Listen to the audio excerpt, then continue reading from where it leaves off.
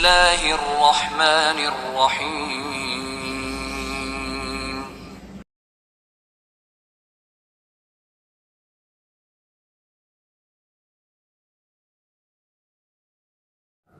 Assalamualaikum warahmatullahi wabarakatuh. Bismillahirrahmanirrahim. Innal hamdalillah nahmaduhu wa nasta'inuhu wa nastaghfiruh wa na'udzu billahi min syururi anfusina wa min sayyiati a'malina. May yahdihillahu fala mudilla lahu wa may yudlil falan tajida lahu waliyyan mursyida. Asyhadu an la ilaha illallah wahdahu la syarika lah wa asyhadu anna Muhammadan abduhu wa rasuluhu la nabiyya ba'dah. Allahumma shalli ala Muhammad wa ala ali Muhammad kama shallaita ala Ibrahim wa ala ali Ibrahim wa barik ala Muhammad wa ala ali Muhammad kama barakta ala Ibrahim wa ala ali Ibrahim fil alamin innaka Hamidum Majid. Amma ba'du. Ma'asyiral muslimin rahimani wa rahimakumullah, usikum wa nafsi bi taqwallahi faqad faza man ittaqa. Ibu-ibu, bapak-bapak, para jamaah yang dirahmati Allah Subhanahu wa taala. Tema penjelasan mengenai dua kalimat syahadat La ilaha illallah Muhammad Rasulullah itu memang variasinya banyak sekali. Kali ini yang dibahas adalah al-amnu min makrillahi wal qunutu min rahmatillahi.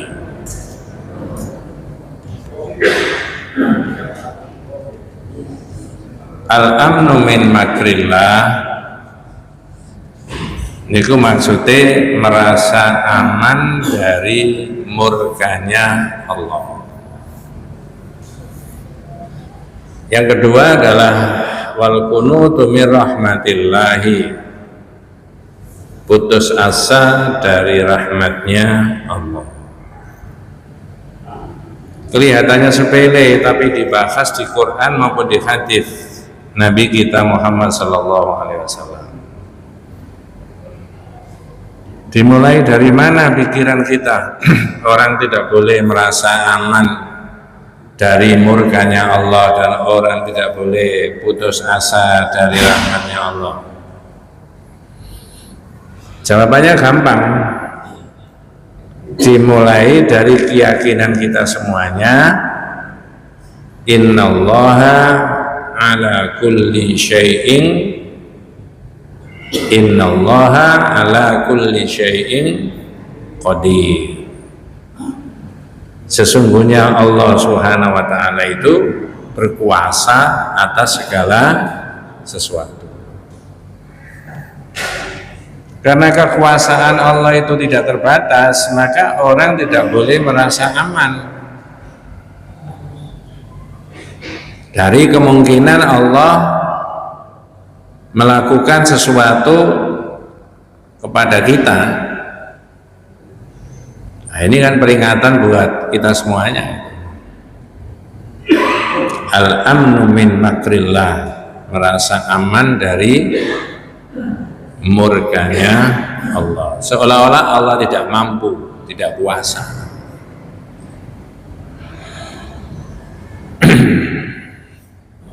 Maka panjenengan dan saya diajak membahas mengenai bab ini ada di dalam surat Al-A'raf ayat yang ke-96 dan 90 sampai 99. Surat apa tadi, Pak? Al-A'raf. Ya.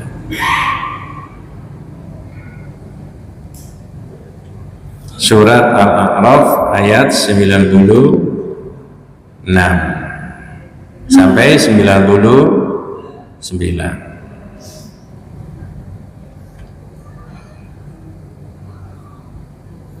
Itu sudah sangat populer. A'udzu billahi minasyaitonir rajim. Bismillahirrahmanirrahim. Walau anna ahlal qura amanu wattaqau la fatahna 'alaihim barakatin minas sama'i wal ardi walakin kadzabu fa akhadnahum bima kanu yaksibun. Janjinya Allah, andai kata penduduk negeri itu iman dan takwa. Nah, takwa itu uraiannya banyak, Pak. Kalau sudah penduduk negeri itu bisa aman dan takwa, maka akan dibukakan oleh Allah barokah dari langit dan bumi. Saya potong sampai di situ dulu. Barokah itu apa? Barokah.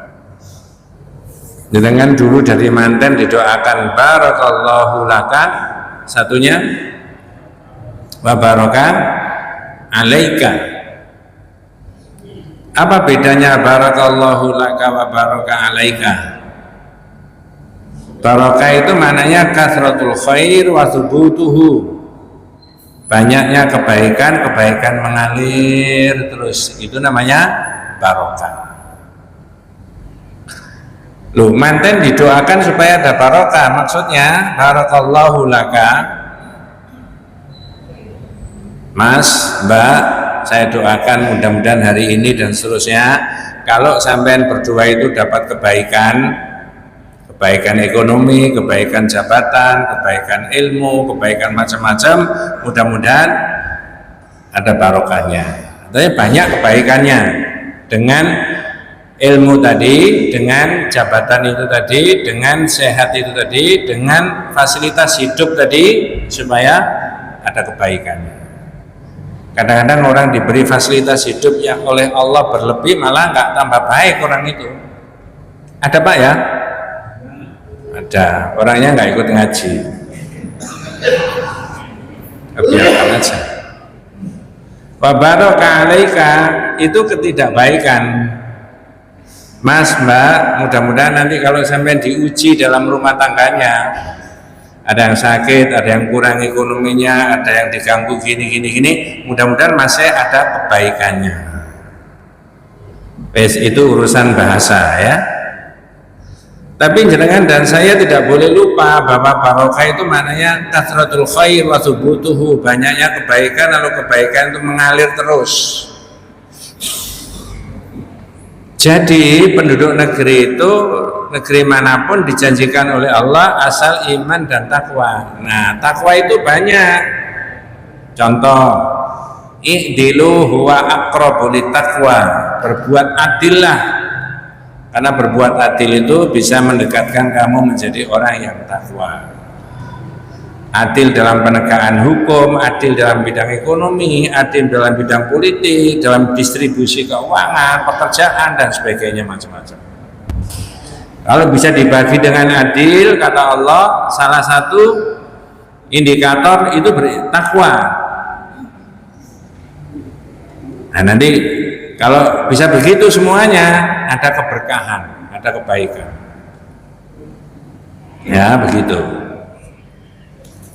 Bab yang ke-7 kalau tidak salah, atau yang ke-8 itu sudah saya terangkan itu. Masalah barokah. Ini bab yang ke-34. Saya lanjutkan, walakin kadzabu, tapi kalau mereka ingkar, tidak jujur, tidak adil, menipu dan sebagainya, macam-macam, itu namanya mengingkari ayat-ayatnya Allah tadi. Fa akhadnahum bima kanu yaksibun, maka kami siksa mereka sesuai dengan apa yang telah mereka kerjakan. Itu tidak ada hubungannya secara langsung dengan yang dibahas, Pak, mengenai al-amnu min makrillahi tadi, merasa aman dari murkanya Allah tadi. Yang ada ini berikutnya, afa amina ahlul qura ayatiyahum ba'suna bayata wa hum naimun. Jadi saya ulangi, ya. Afa amina ahlul qura ayatiyahum ba'suna bayata wa hum naimun. Apakah penduduk negeri itu merasa aman, ya, ayatiyahum dari siksa kami yang datang dengan tiba-tiba ketika mereka sedang tidur. Jadi jenengan bisa memahami ya, Allah yang berada di arsy sana tidak bisa dijangkau oleh manusia, tapi diimani keberadaannya itu ngurusi orang tidur.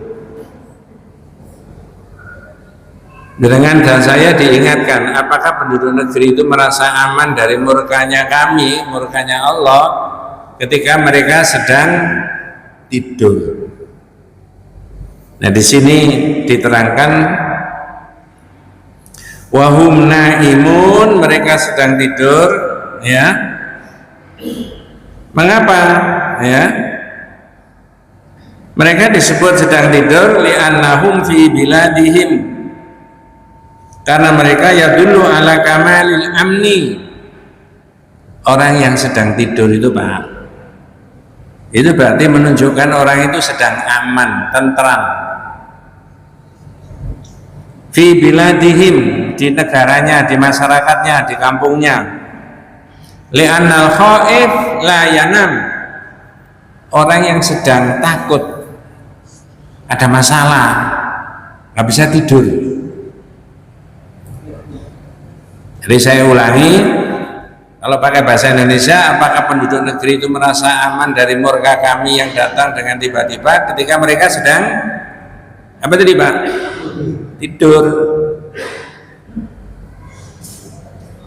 Sedang tidur. Tidur itu menunjukkan apa?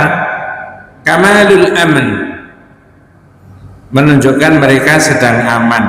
Li'annahum fi biladihim, karena mereka berada di masyarakatnya.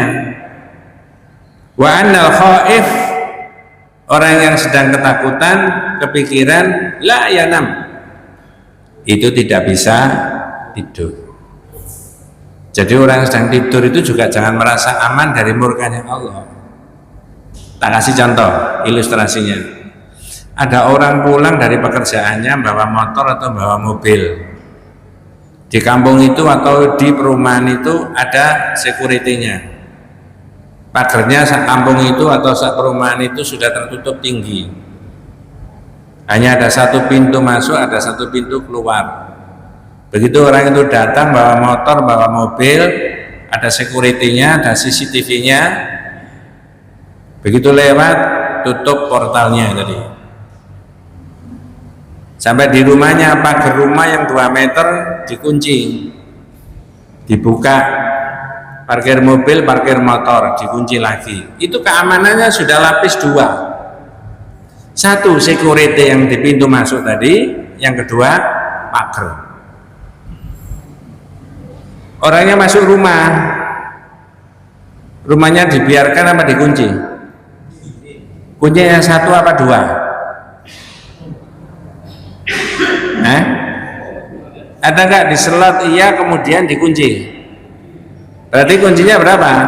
2. Lapisan keamanannya sudah berapa lapis tadi? 3. Ada security-nya di situ, ada pagernya tadi sudah dikunci pakai gembok. Sekarang di rumah, pintu rumah yang tebal itu dikunci juga. Orangnya tidur, bersih-bersih tidur. Kamarnya dikunci nggak? Pada umumnya dikunci nggak? Sudah lapis berapa? 4. Pertanyaan saya, Allah bisa menjangkau sampai ke situ? Bisa? Maka jangan merasa aman walaupun kamu tidur. Al-amnu min makrillah, merasa aman dari murkanya Allah itu tidak bagian dari orang yang beriman kepada Allah. Minal kabair, dosa besar. Dikiranya Allah nggak mampu sampai di situ. Itu loh. Sama dengan nanti kita ketemu di bab 53. Orang berdoa kepada Allah menggunakan bahasa yang tidak serius. Kalau pakai bahasa Arab, Allahumma firli in syi'ta, Allah marhamni in syi'ta, itu bahasa hadis, oleh Nabi tidak boleh. Apa maksudnya? Ya Allah, ampunilah aku jika Engkau menghendaki. Berikan rahmat kepada aku jika Engkau menghendaki. Itu tidak boleh suudon, berprasangka jelek kepada Allah. Annahu yara anna hadza amrun 'azimun 'ala Allah. Orang itu merasa dosanya besar, banyak sekali. Makanya saya terserah Allah saja. Itu ada perasaan Allah nggak mampu. Kalau pakai cara Jawa, engko nang ngrepotno Gusti Allah. Masya Allah. Ya. Jangan kalau tidak baca, tidak mendengarkan, tidak ikut menyimak, tidak mengerti begini. Bukan jenengan, saya juga tidak ngerti. Maka kata Syekh Profesor Dr. Fauzan Al-Fauzan dalam kitab Aqidatut Tauhid, al-jahlu bil aqidatut tauhid bisa babil i'tirad an ta'allumiha wa ta'limiha. Orang itu bodoh Pak, tidak ngerti akidah yang benar. Gara-gara apa? Entah berapa kali saya ngomong begini itu. Gara-gara apa? Yang awam bodoh tidak mau belajar, ada orang alim tidak mau ngajar. Kalau orang alim semuanya tidak mau ngajar, orang yang nggak pinter seperti saya nggak mau belajar, itu jadi wong Jawa sama dengan tumbuh oleh podo. Bener Pak? Itu dalam kitab Aqidatut Tauhid ditulis. Nah ini jadi ternyata orang tadi tidak boleh merasa aman, walaupun lapisannya keamanannya tadi sampai ada mungkin security di rumahnya itu juga ada, tapi tidak boleh merasa aman. Sedikit saya ceritakan kepada panjenengan sebagai doa, saya ceritakan, bukan niyahan, naudzubillah min dzalik. Idul Fitri kita itu hari Jumat. Hari Sabtu ada yang masih beridul fitri, termasuk yang diumumkan oleh pemerintah. Ada jamaah yang tanya, mana Ustadz yang haram? Kedua-duanya halal. Ngerti maksudnya? Sabtu, Ahad, hari Ahad. Ini cerita adik saya. IP, yang adik kandung saya itu yang perempuan. Nah ini suaminya yang tak ceritakan. Hari Ahad setelah Idul Fitri itu Pak, Ahad itu masih adzan di masjid Langgar, separuh ini mungkin. Allahu Akbar di desa. Jam 10 malam membukakan pintu anaknya pulang dari kerja. Kok dalu? Ya wis. Setengah 11 tidur. Tidur di musola di rumah. Di rumah ada ruangan kecil gini untuk sholat. Itu di situ seenaknya, sudah usia. Istrinya, adik saya, jam 3 malam bangun, sholat baru dapat 2 rakaat. Suaminya di sebelahnya digugah, Pak, iki kok gak oman waktu, ayo nang tangi, dilungkas subuh, tidak bergerak, tidurnya miring, terus dilumano. Kakinya dilujurno, dari orang Jawa dilujurno, masih tidak bergerak. Manggil anaknya, kemudian nangis, manggil Pak Mantri yang ada di desa itu, diperiksa, sudah meninggal. Berarti adik saya sholat 2 rakaat tadi, suaminya yang tidur di sebelahnya itu sudah jadi apa? Mayat. Subuh saya di WA, masih ada, Pak D, Bapak Sedo meninggal. Loh, loro apa? Saya telepon, ibumu ndi ibumu? Adik saya. Niki ibu nangis mawon mulan, mboten saged nrimo telepon kula mawon. Ya wis. Loro apa? Ahad kalau wingi niku flu. flu sehari Ahad tok. Itu kalau orang awam jenengan dan saya tidak ngerti tentang kekuasaannya Allah, bisa pikirannya salah, lisannya bisa macam-macam. Wong loro flu wae kok iso mati. Coba ya. Coba. Mungkin diperiksa Pak dokter ada penyakit lain-lain, tidak tahu saya. Tapi zahirnya hari Jumat tidak apa-apa. Idul Fitri itu hari Sabtu tidak apa-apa. Hari Ahad Isya masih azan walaupun flu. Sudah masuk hari Senin jam 3 dibangunkan sudah tidak ada. Saya pulang langsung hari subuh di kurangnya agak siang dikit. Ini kok pas barengan di ayat ini. Maka orang tidak boleh merasa aman dari murkanya Allah. Afa amina ahlul qura ayatiyahum ba'suna bayata wa hum naimun. Apakah manusia itu merasa, apakah penduduk negeri itu merasa aman dari murkanya Allah yang bisa datang dengan tiba-tiba ketika mereka sedang tidur? Ya itulah Allah SWT.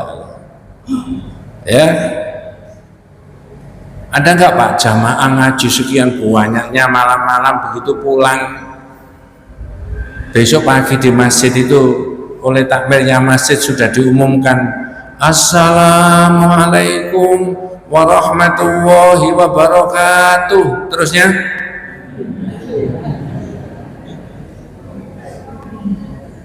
yang diumumkan jamaahnya. Tapi kalau ustadznya kan jarang ya Pak ya gitu ya.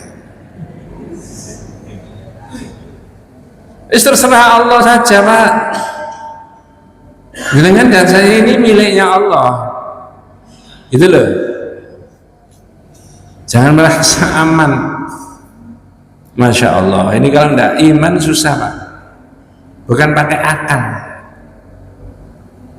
Kemudian berikutnya apa aminu, apa namanya, awa amina ahlul qura ayyatiyahum ba'suna dukhawahum yal'abun.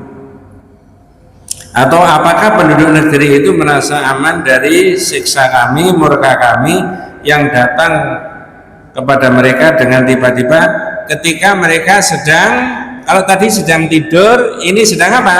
Bermain-main. Yal'abun. Saya tanya jangan. Orang yang sedang bermain-main itu menggambarkan situasi bagaimana? Santai Pak, nggak ada janji, nggak ada pekerjaan, nggak ada kerepotan, nggak ada sakit, nggak ada ini, ya. Jadi dua yang disebutkan oleh Allah itu Bu, satu wahum naimun, mereka sedang tidur, yang kedua wahum yal'abun, mereka sedang bermain-main. Yadullu aidan ala kamalil amni warraha. Kalau orang yang bermain-main itu menunjukkan bahwa dia itu merasa aman dan senggang. Wa adamu dhayyiq, tidak ada kerepotan. Kerepotan masalah ekonomi juga tidak, kerepotan masalah kesehatan juga, kerepotan masalah yang lain-lain juga tidak. Li'anna law kana indahum dhayyiqun fil 'aish la dhahabu yatlubuna rizqa wal 'aish. Andai kata orang itu saat itu kerepotan dalam masalah maisha, kehidupan, tentu saja dia pergi untuk mencari rezekinya Allah. Andai kata orang itu dalam kesulitan karena sakit, tentu saja dia pergi untuk berikhtiar berobat. Tapi ini main-main. Jadi Allah berkenan menunjukkan kepada kita bahwa tidak bolehlah orang itu merasa aman. Afa aminu makrallah fala ya'manu makrallah illal qaumul khasirun. Ataukah mereka merasa aman dari siksanya Allah yang tidak terduga-duga? Tidak ada yang merasa aman dari siksanya Allah kecuali orang yang apa? Rugi. Ini bukan individu saja Pak, masyarakat juga begitu, naudzubillah min dzalik. Rumah tangga juga begitu, Bangsa dan negara juga begitu, tidak boleh merasa aman. Boleh saja masyarakat bangsa dan negara itu karena dia merasa aman, merasa kuat, melakukan tindakan seenaknya, ternyata Allah punya rencana beda. Bener Pak? Ya, wallahu a'lam. Maka dalam hadis yang sahih An Ibni Abbas, dari Ibnu Abbas, anna Rasulullah SAW su'ila anil kabair. Mungkin ini belum sampai ke saya dan belum sampai ke panjenengan. Dalam hadis sahih Nabi itu ditanya tentang dosa besar. Jenengan kalau saya ditanya oleh orang yang belum biasa ngaji, Pak, dosa besar itu apa? Jenengan urut mulai dari awal apa? Syirik, terus ya macam-macam, sihir, minum, membunuh, berzina. Tidak terselip sama sekali bahwa orang merasa aman dari murkanya Allah, ini dosa besar. Ya Pak, aman tak? Aman, gak khawatir, gak Ustaz, aku sih jamin. Coba ada orang begitu tuh kayak begitu Pak? Nggak bisa. Ya, saya itu pernah menceritakan, memberi pelajaran agama ke murid-murid saya SMA itu. Mas, dulu itu pernah ada negara luar biasa penduduknya, sepanjang-panjang mata melihat itu, sejauh-jauh mata melihat itu pemandangan kenikmatan saja. Ijo royo-royo, gemari Pak, tukul kang sarwa tinandur, murah kang sarwa tinuku, toto tentrem tarto, murah sandang murah pangan, baldatun. Saya tanya, negeri apa itu? Negeri Sabah. Ijo royo-royo kayak begitu hilang, habis sama sekali, tinggal ceritanya saja. Waktu itu saya terangkan ke murid saya sepintas. Ada yang jawab gini Pak, Pak Najib, panggil saya Pak Najib. Pak Guru kan dipanggil Pak Guru. Jangan jauh-jauh negeri Sabah Pak. Mojopahit itu dulu menguasai Nusantara, betul Pak ya?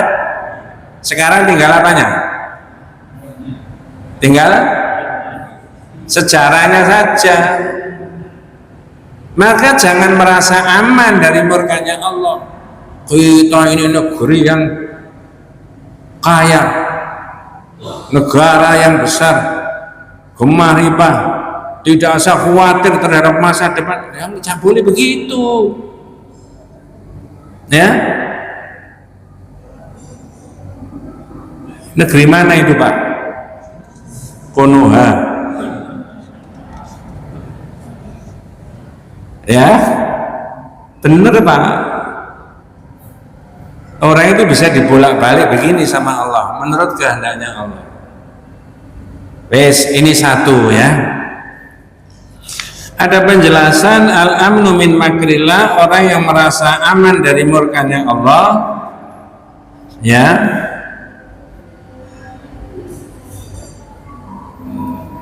Orang itu dianggap apa?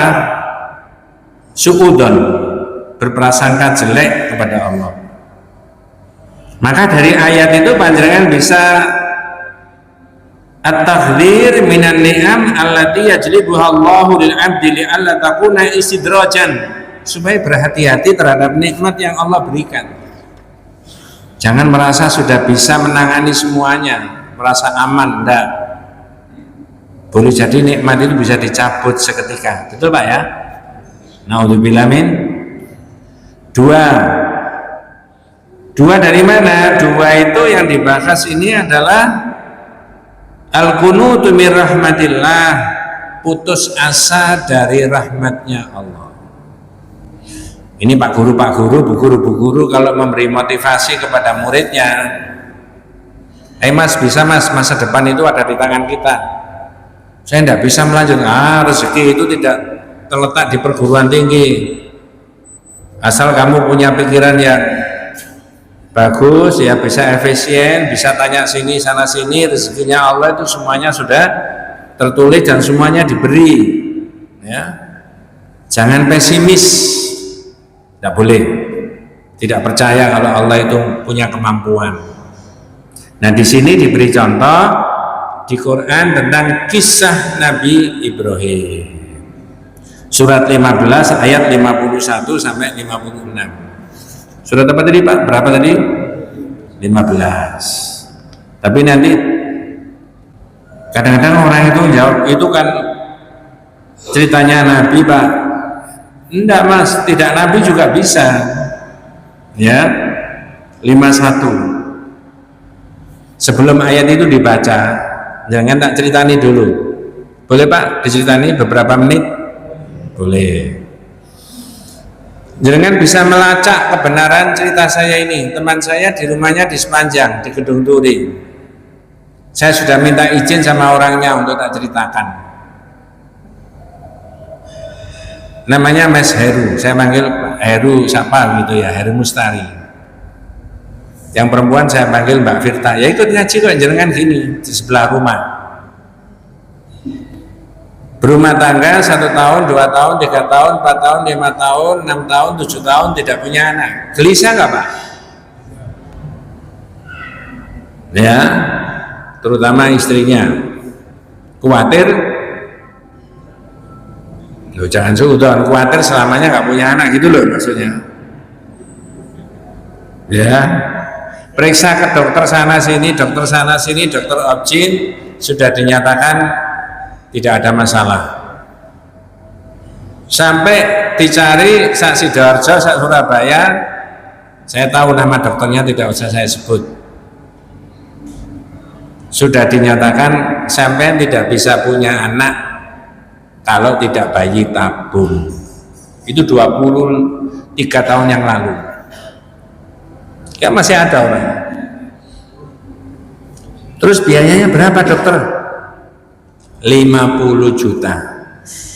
Jangan bisa bayangkan 23-24 tahun yang lalu 50 juta. Tingkat keberhasilannya 25%. Terus Mas Heru bilang, "Dok, mohon maaf saya pakai berangkat haji saja." Ini nyata. Lalu daftar waktu itu tidak ada antri kayak begini, saat itu punya duit langsung bisa daftar, walaupun tidak ada kuota tambahan, daftar langsung daftar, bisa.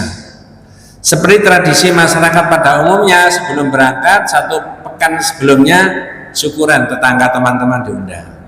Saya masih ingat betul, saya disuruh memberi tausiah 10 menit. Ini Mas Heru, kapan? Oke. Begitu sudah selesai, 2 orang menghadap saya. Pak Najib minta doanya. Nggih, saya sudah tahun yang lalu berangkat haji, qadarullah. Gini Mas Heru, ini tauhid ya. Nggih, enggak apa-apa. Sampai berangkat haji, jangan niatnya supaya punya anak. Ngerti maksudnya Pak? Saya sudah pernah ceritakan. Oh belum, ini baru berikam. Belum babnya. Tapi di sana boleh berdoa. Bisa membedakan Pak ya. Motivasi budal haji jangan niatnya supaya dapat anak. Orang punya anak, tidak punya anak itu urusan dunia. Tapi haji ini urusan akhirat. Udah dipas saja niatnya berangkat. Tapi silakan di sana berdoa, boleh. Itu Pak Heru, bahasa Arabnya iradatul insan bi amali dunya minasyirki. Nanti dibahas bab 37. Motivasi seseorang di dalam ibadahnya nawaitunya untuk mencari dunia. Hadhihi hiya martabatun dani'atun, martabatnya rendah. Ibadah kepada Allah diniatkan untuk mencari dunia. Contoh, ini kan saya contohkan ini haji tadi, teman saya tadi ya. Tak kasih contoh yang lain supaya gampang difahami. Ada bapak atau ibu, bukan panjenengan, bukan saya, rajin sholat Senin, puasa Senin Kemis plus ayyamul bid. Kenapa Pak? Bu, kok rajin poso? Rasa-rasa no awakku loh, tambah suwe tambah lemu, makanya tak gawe poso supaya itu di tauhid tidak boleh ya, tidak boleh. Nanti dibahas bab 37. Iradatul insan bi amalihi dunya minasyirki. Nah, saya balik ke Mas Heru tadi. Budal, sebelum budal pamitan sama Pak Dokter. Pak Dokter, saya mau berangkat haji, nanti habisnya haji tolong saya didoakan ya, mudah-mudahan saya punya anak. Dokternya mencep. Mencep itu apa? Ngguyu tapi apa? Sinis. Wis dikandani gak iso kok. Mas Heru muring-muring. Loh, jangan Mas Heru. Pak Dokter nggak salah, teorinya, ilmunya dia sampai tidak mungkin bisa punya anak kalau nggak bayi tabung. Itu dipelajari bersemester-semester itu, biayanya mahal. Nah, sampai yang haji tauhid, ya udah budal aja. Qadarullah pulang dari sana 2 bulan setelah dari haji, istrinya tidak menstruasi. Balik lagi ke Pak Dokter. Nggak main cep yang sekarang ini Pak, jangan mendahului saya. Dites kehamilan, hamil, apa komentarnya Pak Dokter? Loh, Mbak Firta, saya memiliki hamil, kok iso? Nah, kok iso?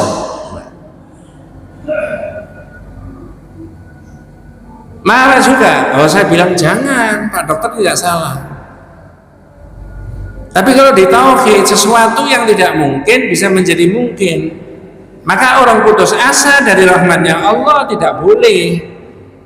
Sampai sepertinya sudah putus 1 tahun, 2 tahun, sampai 7 tahun, 8 tahun tidak punya anak, sepertinya sudah angkat tangan. Tapi Allah punya rencana lain. Maka orang harus menaruh harapan betul kepada Allah Subhanahu wa ta'ala. Nah, di kitab ini diberi contoh Nabi Ibrahim. Orang sekelas Nabi Ibrahim aja nggak percaya kalau dia mau punya anak, Pak.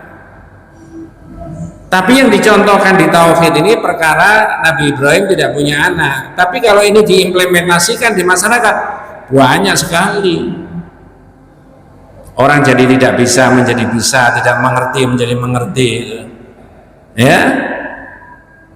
Orang dari tidak punya menjadi punya, ya. Ada tetangga saya itu ngerajing-ngerajing ini, buat kursi, buat meja di Blitar dijual. Ngerajing-ngerajing lagi di Blitar dijual. Lama-lama ada daftar jadi camat, dia ikut daftar. Akhirnya jadi camat. Lama-lama ada daftar dari wali kota. Ya. Jadi enggak Pak, wali kota Pak? Atau bupati misalkan begitu. Zaman terus no dewe. Saat gerajing-gerajing dia nggak mikir, sekiranya selamanya seperti itu. Teman saya tadi juga nggak mikir, gimana kalau saya selamanya nggak punya. Berikutnya bukan hanya Mas Heru sama Mbak Firta, anak saya sendiri 7 tahun tidak punya keturunan. Lahirnya adik-adiknya sudah punya anak semuanya. Di sepanjang makan sama saya nangis. Masa Pak saya nggak punya anak? Nangis. Oh, nggak boleh. Pesimis nggak boleh. Semua orang diuji. Tidak ada yang tidak. Ya, nah kamu kali ini diuji sampai 1 tahun, 2 tahun, 3 tahun, 4 tahun, 5 tahun, 6 tahun, 7 tahun. Pasrah saja sama Allah, berdoa. Satu-satunya berdoa. Tidak masuk akal, tapi benar. Ya, qadarullah saya ada kesempatan untuk umroh. Tak telepon anak saya. Ini Bapak ada kesempatan umroh, kowe meluan. Oh nggih Pak, bareng. Ya tapi bayar dhewe. Tak, ini saya nasihati seperti teman saya tadi. Niatkan ibadah, jangan niatnya supaya punya anak. Nanti di raudhah berdoa, besok di ini jangan pulang dulu sampai suruh berdoa. Sebelum subuh sudah ke masjid berdoa.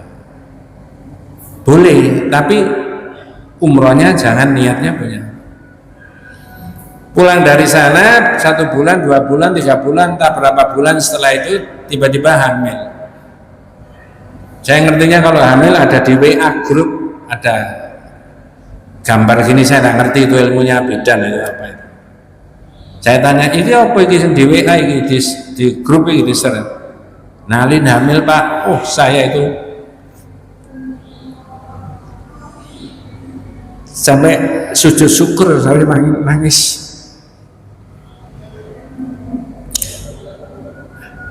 Nangisnya itu bukan doa saya dikabulkan, doanya enggak. Makanya orang nggak boleh putus asa dari rahmat Allah, diuji banyak orang. Ya,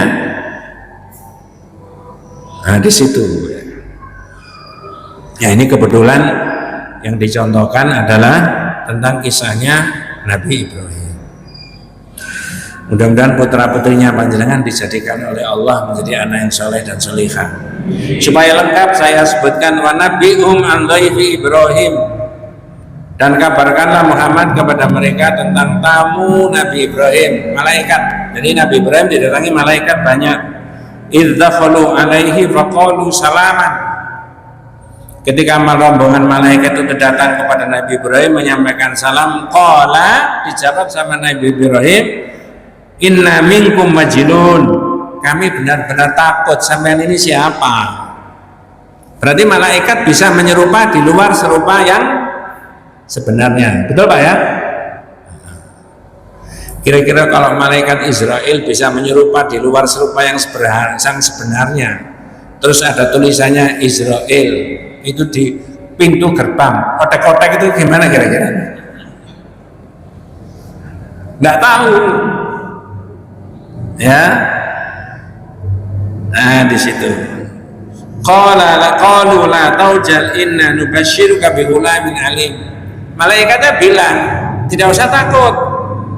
Kami para malaikat datang ke sini memberitahu sama sampean ini punya anak. Qala, Nabi Ibrahim jawab, abasyartumuni ala ammasaniyal kibaru fa bima tubashirun. Dengan cara apa kamu memberi kabar gembira kepada saya sedangkan usia saya ini sudah lanjut? Saya tanya, masuk akal nggak alasannya Nabi Ibrahim? Halo? Di ayat yang lain yang ditunjuk sama Nabi Ibrahim itu istrinya, itulah ibumu sudah tua.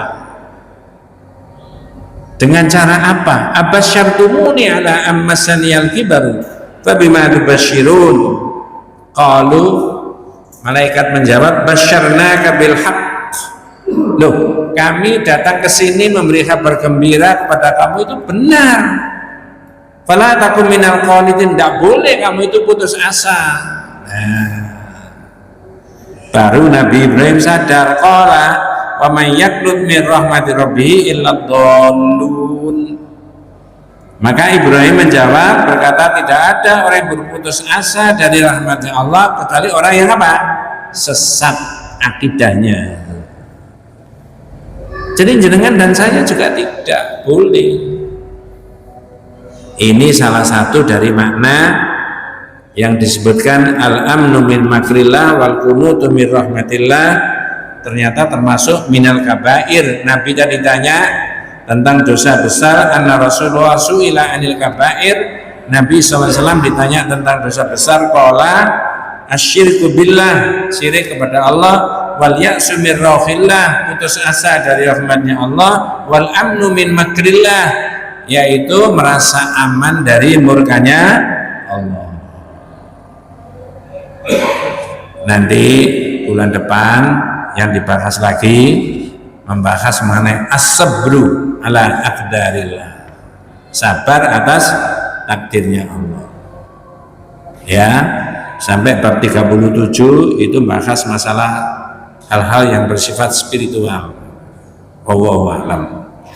Mudah-mudahan kita semuanya diberikan rahmat barokah hidayah Allah Subhanahu wa taala Hadanallahu wa iyyakum ajma'in. Kita tutup dengan doa kafaratul majlis. Subhanakallahumma wa bihamdika asyhadu an la ilaha illa anta astaghfiruka wa atubu ilaik. Assalamualaikum warahmatullahi wabarakatuh.